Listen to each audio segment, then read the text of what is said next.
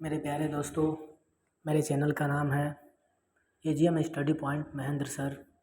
और मैं इस चैनल के माध्यम से क्लास 10 सामाजिक विज्ञान का, वो चाहे अर्थशास्त्र हो, चाहे भूगोल हो, चाहे इतिहास हो, उससे संबंधी मैं एमसीक्यू क्वेश्चन तैयार कर रहा हूँ। और उन सभी एमसीक्यू क्वेश्चनों को एक एक करके मैं आपको सामने बताना चाहता हूँ और बेहतर करके दिखाना चाहता हूँ आप लोग को सामने।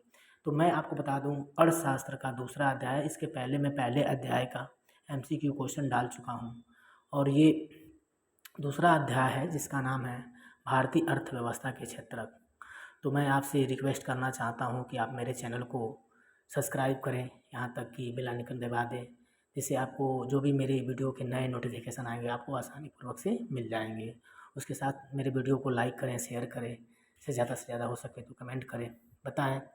और मैं आपको जितने भी एमसीक्यू क्वेश्चन हैं मैं उसके बारे में बताना चाहता हूँ और लेकर चलता हूँ, आपको एमसीक्यू क्वेश्चन बताना चाहता हूँ।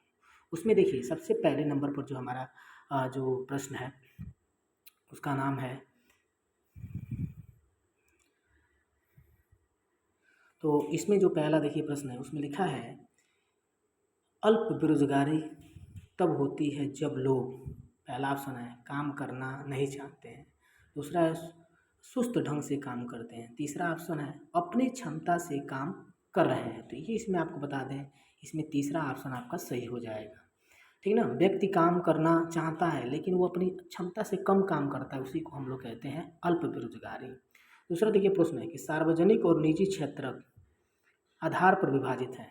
सार्वजनिक और निजी क्षेत्र किस आधार पर विभाजित है? देखिए उसमें लिखा है, पहला रोजगार की शर्तें, आर्थिक गतिविधि के स्वामित्व, और तीसरा उद्यमों के स्वामित्व। आपने पढ़ा होगा, तो इसमें उद्यमों के स्वामित्व वाले पर ये ऑप्शन आपका दूसरा सही हो जाएगा। ठीक ना। अब देखिए तीसरा प्रश्न है, एक वस्तु का अधिकांशतः प्राकृतिक प्रक्रिया से उत्पादन कहा जाता है। आपने पढ़ा होगा, आपको हम बताए होंगे कि जब किसी एक वस्तु का प्राकृतिक प्रक्रिया के द्वारा उत्पादन किया जाता है तो वो आता है आपका प्राथमिक क्षेत्रक में। तो इसमें आपका पहला ऑप्शन सही हो जाएगा। उसी तरह देखिए चौथा प्रश्न है, किसी वर्ष में उत्पादित सकल घरेलू उत्पाद कहते हैं सभी वस्तुओं और सेवाओं के, सभी अंतिम वस्तुओं और सेवाओं के। तो इसमें आपके दूसरे ऑप्शन सही हो जाएंगे। आपने पढ़ा होगा कि सभी अंतिम वस्तु, हमने आपको अंतिम वस्तु के बारे में बताया होगा। अंतिम वस्तु से कहते हैं जब व्यक्ति, ठीक ना, उन वस्तुओं का उपभोग करता है तो हम उन्हें अंतिम वस्तु कहते हैं। ठीक, तो ये चौथा प्रश्न हो गया। अब हम आपके सामने पांचवें प्रश्न को लेकर आते हैं। पांचवा जो प्रश्न है हमारा, पांचवा प्रश्न है, सकल घरेलू के पदों में 2013-14 के बीच तृतीय क्षेत्र की हिस्सेदारी है। आपको बता दें सबसे ज़्यादा, चौथा इसमें ऑप्शन सही है, 60 से 70% की हिस्सेदारी थी सकल घरेलू उत्पादन के क्षेत्र में हिस्सेदारी। ठीक है ना, तो कितना हो जाएगा, 60 से 70। अगला जो प्रश्न है, प्रश्न नंबर 6 है, ग्रामीण क्षेत्रों में आजीविका का मुख्य स्रोत होता है। आपने पढ़ा होगा, ग्रामीण क्षेत्रों में आजीविका का जो मुख्य स्रोत होता है वह होता है कृषि। सातवां नंबर प्रश्न है, निम्नलिखित में से कौन सा उद्योग कृषि आधारित नहीं है? देखिए चीनी आप जानते हैं कि कृषि आधारित है, जूट भी है वो कृषि आधारित है, सूती वस्त्र कृषि आधारित, लेकिन जो सीमेंट उद्योग हो वो कृषि आधारित नहीं है। तो इसमें आपका तीसरा दूसरा ऑप्शन सही हो जाएगा। ठीक ना। उसी तरह आ जाइएगा प्रश्न नंबर 8वां, द्वितीय क्षेत्र को अन्य किस नाम से जाना जाता है? द्वितीय क्षेत्र औद्योगिक क्षेत्र के नाम से उसको जाना जाता है। तो इसमें आपका ये ऑप्शन सही हो जाएगा, तीसरा ऑप्शन। ठीक है ना, औद्योगिक क्षेत्र के नाम से द्वितीय क्षेत्र को जाना जाता है।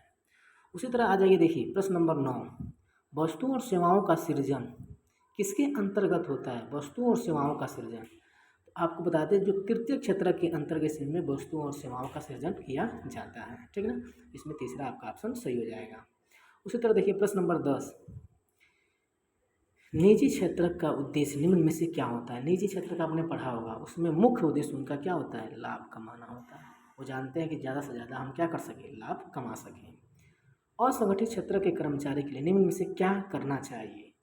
सामाजिक विकास करना चाहिए, सेवा देना चाहिए, पर्यटक, इसमें सबसे ज़्यादा उनके लिए बीमा उपलब्ध कराया जाए। ठीक ना, जैसे उनका विकास हो सके आसानी पूर्वक से। प्रश्न नंबर अब देखिए 12 हम आपको दिखा रहे हैं। प्रश्न नंबर है 12,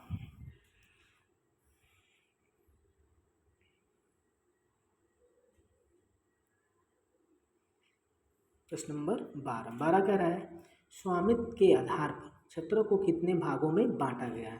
तो इसमें देखिए आपका चौथा ऑप्शन सही हो जाएगा। उसको दो वर्गों में आपको बताए होंगे, एक निजी क्षेत्रक होता है और दूसरा सार्वजनिक क्षेत्रक होता है।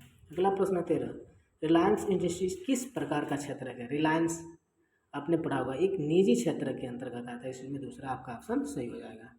सार्वजनिक क्षेत्र का उद्देश्य क्या होता है, आपने पढ़ा होगा सार्वजनिक क्षेत्र के बारे में, जो सबसे ज़्यादा जन कल्याण के लिए कार्य करते हैं, जिससे ज़्यादा से ज़्यादा लोगों का कल्याण हो सके। उसी तरह देखिए प्रश्न नंबर 15 है सार्वजनिक क्षेत्र का स्वामित्व निम्न में से किसके पास होता है। सार्वजनिक क्षेत्र का स्वामित्व किसके पास होता है, तो वो होता है सरकार के पास। तो आपका इसमें दूसरा ऑप्शन सही हो जाएगा, ठीक ना। अब प्रश्न नंबर 16 कह रहा है निम्नलिखित में से कौन सा क्षेत्र 73-74 में सबसे बड़ा उत्पादक क्षेत्र था। आपने पढ़ा होगा उस समय सबसे ज़्यादा प्राथमिक क्षेत्र था उत्पादक के क्षेत्र में। संगठित क्षेत्र से तात्पर्य है संगठित रोजगार की अवधि निश्चित होती है, अनिश्चित रोजगार होता है, साप्ताहिक रोजगार है किसान। तो इसमें पहला ऑप्शन आपका सही हो जाएगा। आपने पढ़ा होगा कि इसमें जो रोजगार की अवधि होती है वो निश्चित होती है, कितने घंटे उनको काम करने होते हैं। अब देखिए प्रश्न नंबर आपका 18 सार्वजनिक क्षेत्र के अंतर्गत आता है सार्वजनिक निजी सेवा। आप जानते हैं TISCO Tata and industrial company ये भी निजी क्षेत्र है, रिलायंस ये भी निजी क्षेत्र, लेकिन भारतीय जो रेलवे है वह एक सार्वजनिक क्षेत्र के अंतर्गत आता है, ठीक ना। तो ये प्रश्न नंबर 18 होगा। अब प्रश्न नंबर 19 हम आपको बता रहे हैं।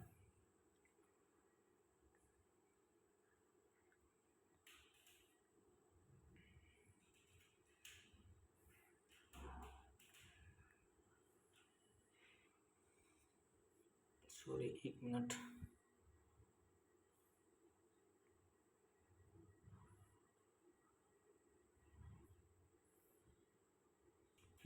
प्रश्न नंबर 19 देखिए प्रश्न नंबर 19 कह रहा है कि निम्नलिखित में से किसे कृषि एवं सहायक सेवक के रूप में जानते हैं। क्षेत्रक होगा यहाँ सेवक होगा, थोड़ा सा मिस्टेक हो गया, आप सही कर लीजिएगा। तो जो है प्राथमिक क्षेत्रों को हम लोग जानते हैं कृषि एवं सहायक क्षेत्र के रूप में। कपास से कपड़ा का उत्पादन किस क्षेत्र के अंतर्गत आता है, तो द्वितीय क्षेत्र के अंतर्गत। आप जानते हैं कि कपड़े से विनिर्माण प्रक्रिया आपने पढ़ा होगा। असंगठित क्षेत्र से संबंधित है असंगठित, तो कृषक और मजदूर, ठीक ना। तो ये आपका इसमें पहला ऑप्शन हो जाएगा। अंतिम वस्तुएं होती हैं जो प्रत्यक्ष रूप से उपभोक्ता द्वारा क्या होता है प्रयोग में लाया जाता है, जिसमें आपका पहला ऑप्शन सही हो जाएगा। जीडीपी क्या है, देखिए सकल राष्ट्रीय उत्पाद, ये गलत हो जाएगा, सकल राष्ट्रीय उत्पाद, ठीक ना। तो ये आपका इसमें दूसरा ऑप्शन सही हो जाएगा, सकल घरेलू उत्पाद। निम्नलिखित में से कौन सा प्राथमिक क्षेत्र के अंतर्गत आता है, तो इसमें खनन आपका सही हो जाएगा, ठीक ना।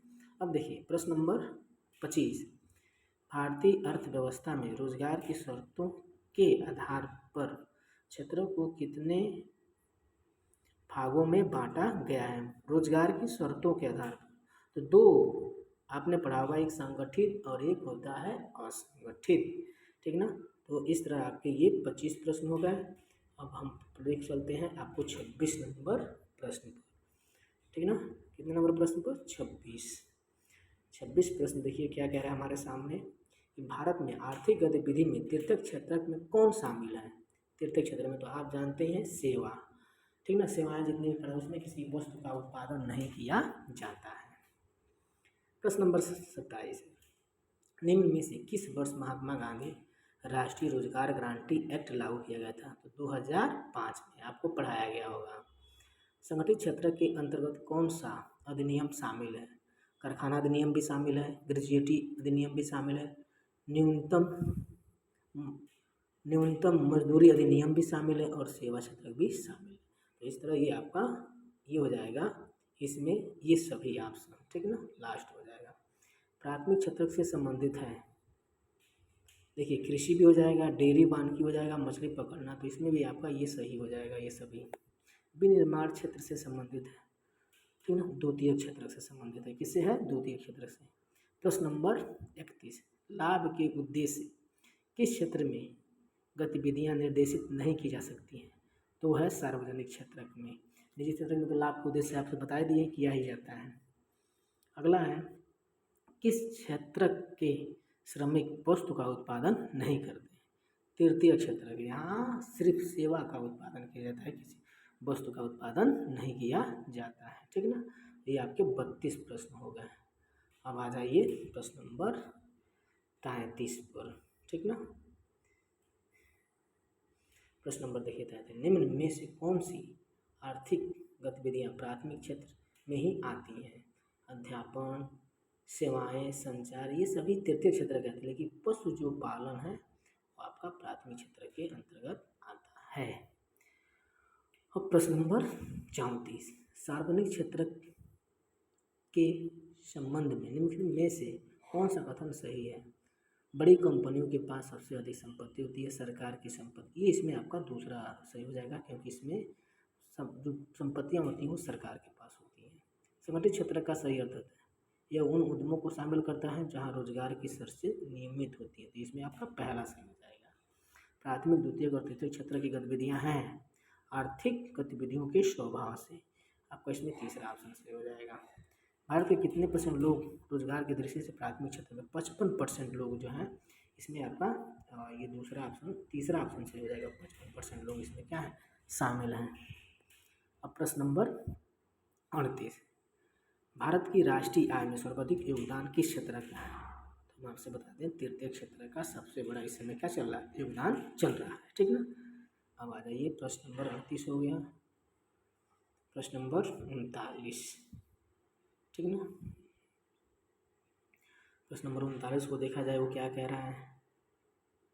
प्रश्न नंबर 39 है कि उद्योगों को किस क्षेत्र में सम्मिलित किया जाता है? तो आपने पढ़ा होगा द्वितीय क्षेत्र में हम लोग क्या करते हैं, सम्मिलित करते हैं। सहायक क्षेत्र निम्न में से किसे कहा जाता है? सहायक क्षेत्र, प्राथमिक क्षेत्रों को सहायक क्षेत्र कहा जाता है। महात्मा गांधी राष्ट्रीय ग्रामीण रोजगार अधिनियम में कम से कम कितने दिन लोगों को रोजगार मिलता है? तो 100 दिन आपने पढ़ा होगा, जिसमें कम से कम लोगों को कितने दिन, 100 दिन तक रोजगार उपलब्ध कराया जाता है। 42 नंबर प्रश्न है, काम के अधिकार भारत के कितने जिलों में लागू है? आपने पढ़ा होगा 625 जिलों में। ठीक ना, एक अध्ययन के अनुसार अकेले शिक्षा के क्षेत्र में कितने लोगों को रोजगार उपलब्ध कराया जाता है? आपने पढ़ा होगा 20 लाख लोगों को उसमें क्या किया जाता है, रोजगार उपलब्ध करा दिया जाता है। प्रश्न नंबर 44, सेवा क्षेत्र में उत्पादन में 14 गुना वृद्धि हुई है, परंतु रोजगार के क्षेत्र में कितने गुना की वृद्धि हुई है? उसमें 5 गुना से कम। देखिए, उत्पादन के क्षेत्र में भले 14 गुना की वृद्धि हुई है, लेकिन रोजगार की दृष्टि से देखा जाए तो मात्र 5 गुना से भी कम लोगों को इसमें क्या मिल पाता है, रोजगार पाता है। ठीक ना, अब प्रश्न नंबर 45, प्रश्न नंबर 45 को देखा जाए, ये क्या कह रहा है? कह रहा है कि खुली बेरोजगारी का अर्थ है, खुली, देखिए व्यक्ति काम करने की इच्छुक रखता है लेकिन काम नहीं मिलता, तो इसमें आपका ये पहला ऑप्शन ही सही हो जाएगा। काम करने को इच्छा रखता है लेकिन उसको काम नहीं मिलता है, ऐसे बेरोजगारी को कहते हैं खुली बेरोजगारी। ठीक ना, अब आता है प्रश्न नंबर 46, प्राथमिक क्षेत्र में सकल घरेलू में योगदान का कितना है? 1/6 भाग है। इसमें आपका ऑप्शन कौन सा हो जाएगा? तीसरा ऑप्शन। कॉल सेंटर का कर्मचारी किस क्षेत्र का अंतर्गत है? कॉल सेंटर, वहाँ किसी वस्तु का उत्पादन नहीं हो रहा है, ठीक ना, वहाँ क्या हो रहा है, सेवाएं दी जा रही हैं, तो वो सेवाएं किस क्षेत्र में आ जाएगी? तृतीय क्षेत्र में आ जाएगी। ठीक ना, इसमें कौन सा ऑप्शन हो जाएगा? तृतीय क्षेत्र। अब देखिए लास्ट जो प्रश्न है, कुम्हार किस क्षेत्र के अंतर्गत आता है? कुम्हार आपने पढ़ा होगा, कुम्हार मिट्टी से बर्तन बनाता है, तो वो प्राथमिक क्षेत्र के अंतर्गत ही आता है, तो इसमें कौन सा ऑप्शन हो जाएगा? प्राथमिक। और नीचे मैं अपना मोबाइल नंबर लिखा हूँ, यदि कोई परेशानी, कोई समस्या है तो आप इस पर कॉल कर सकते हैं, आपकी समस्या का समाधान हो सकता है। इस तरह ये आपकी सभी बहुविकल्पी 48 प्रश्नों को हम हल कर दिए। धन्यवाद। फिर से अगले हम लोग तीसरे अध्याय में भी मिलेंगे।